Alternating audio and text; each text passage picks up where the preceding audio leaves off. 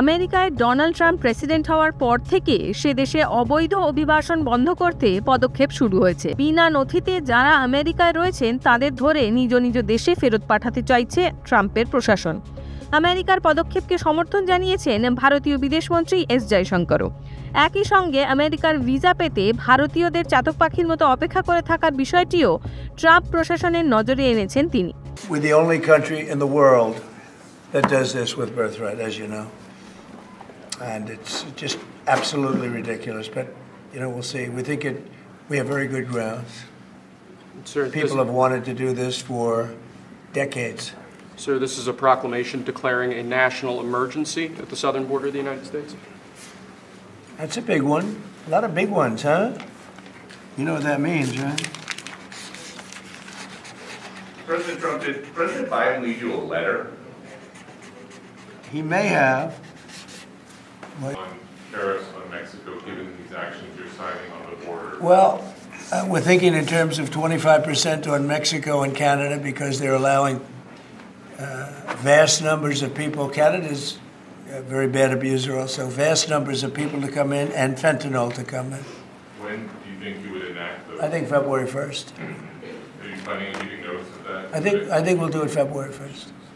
25% on both, sir? Sir, On each. On each, yes. this is an executive order taking a large number of executive actions to secure our southern border. Okay. Sounds reasonable.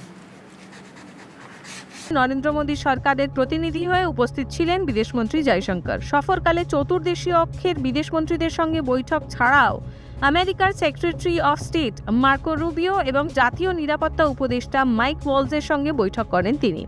Trump প্রশাসনের দুই নেতার সঙ্গে দ্বিপাক্ষিক বিভিন্ন প্রসঙ্গে আলোচনা হয়েছে তার। পরে ওয়াশিংটনে ভারতীয় দূতাবাস থেকে সফর এবং বৈঠকের মূল নির্যাস তুলে ধরেন বিদেশমন্ত্রী। তিনি জানান, ভারতের সঙ্গে বন্ধুত্বকে গুরুত্ব দিয়ে দেখছেন ট্রাম্পের প্রশাসন।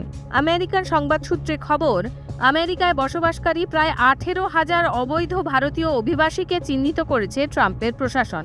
তাদের ভারতে ফেরত পাঠাতে চায় আমেরিকা। পরে বিদেশ মন্ত্রকের মুখপাত্র রণধীর জয়সওয়ালও জানান, অবৈধ অভিবাসীদের চিহ্নিত করতে নয়াদিল্লির সহযোগিতা নিচ্ছে ওয়াশিংটন।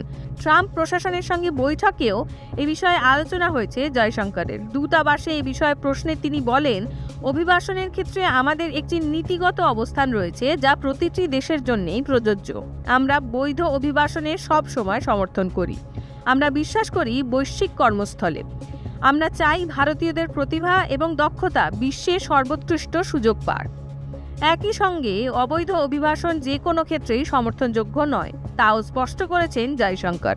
বিদেশমন্ত্রী বলেন, অবৈধ যাতায়াত এবং অভিবাসনের আমরা তীব্র বিরোধিতা করি, কারণ যখনই কোনো একটি অবৈধ ঘটনা ঘটে তার সঙ্গে আরও অনেক অবৈধ কার্যকলাপ জুড়ে যায়।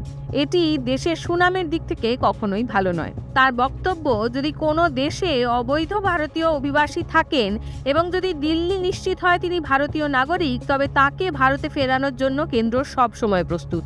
এটি কেবল আমেরিকার জন্য নয়, সব দেশের ক্ষেত্রেই প্রযোজ্য।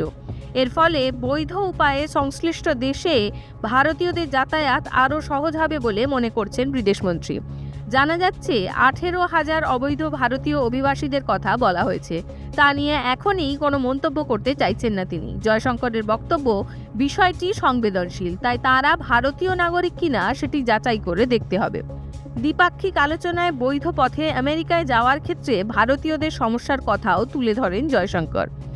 যারা বৈধ উপায়ে আমেরিকায় যান তাদের ভিসা পেতে দীর্ঘ সময় অপেক্ষা করতে হয়। এটি আমেরিকার প্রশাসনের নজরে আনেন তিনি। পরে ভারতীয় দূতাবাস থেকে বিদেশমন্ত্রী বলেন, যদি সাধারণ নাগরিকদের ভিসা পেতে এতদিন সময় লেগে যায় তবে দ্বিপাক্ষিক সম্পর্ক ঠিকভাবে পালিত হয় না। ভিসায় এই দেরির কারণে ব্যবসায়, পর্যটনে প্রভাব পড়ে। আমাদের সম্পর্কের ভিত্তি হলো মানুষের সঙ্গে মানুষের যোগাযোগ।